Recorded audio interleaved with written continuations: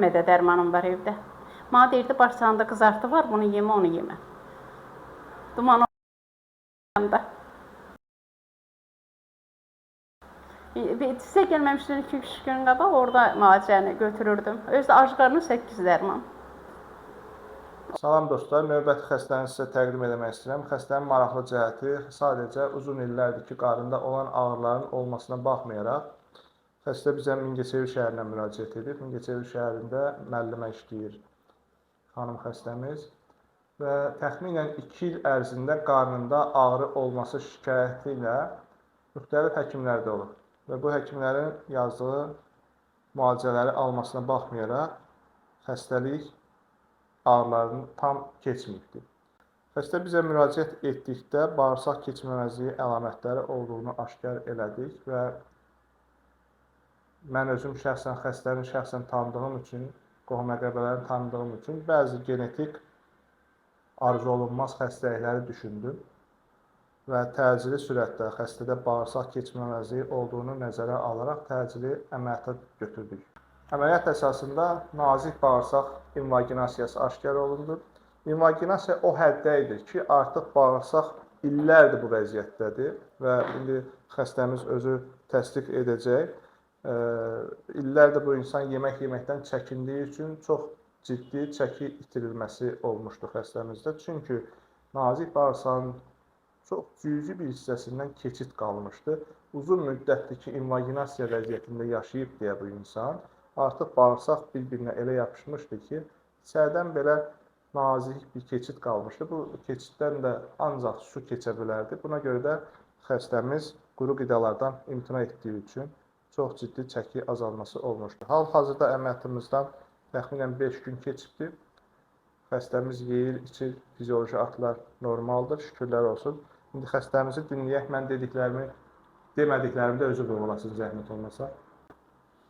Sizə minnətdaram, doktor. Çox sağ olun. Bizi gözəl qarşıladığınıza görə.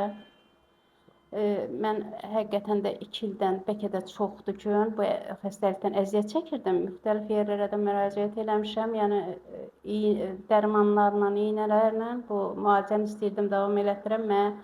Mədə ağrısı, nə bilim, bağırsaq xronikası bilmirəm, belə qadağalar qoymuşdular. Amma çox sağ olun ki, sizi gəldim, gördüm, sizi tanıdım yaxından. Əllərinizə sağlıq, özümü çox gümrah hiss eləyirəm. Çox sağ olun, təşəkkür edirəm. Əllərinizə sağlıq. Allah sizə sağlıq versin ki, siz də bizim sağlığımızda, keşiyimizdə durasınız belə. Amin, hər birinizə. Bəli. Bir şeyi vurğulamaq. Təşəkkür edirəm. Çox sağ olun, mən təşəkkür edirəm ki, öz sağlamlığınızı bizə etibar edirsiniz. Bir şeyi vurğulamaq istəyirəm ki, burada baxın.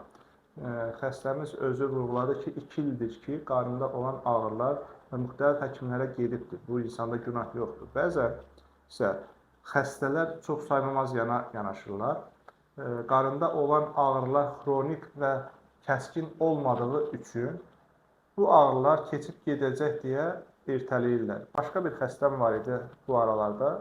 Dubayda pristopu tutmuşdu və adi bir iynə vurulması üçün həmin xəstədən $300 pul almışdılar. Və xəstə illərdir qarnında öz hissəsində daş olduğunu bilirdi. Bunu bilə-bilə xronik ağrılarına dözür, sadəcə pristop tutanda gedib bir ağrı kəsici keçirtməklə vəziyyəti ötüşdürürdü.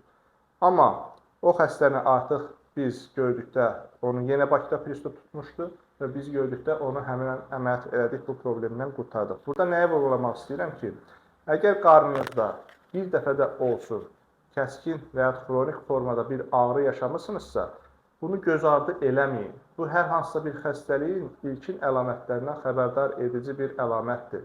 Əgər zamanında siz doğru həkimə müraciət etmiş olarsınızsa, çox kiçicik bir əziyyətlə həmin problemi atlata bilərsiniz. Amma proses qaldıqca daha da dərinləşir və bugün görüləcək xırda bir işlər böyük maştablı bir işlərə çevrilir. Ona görə sağlamlığınızı savadlı həkimlərimizə etibar edin. Diqqəti üçün sağ olun.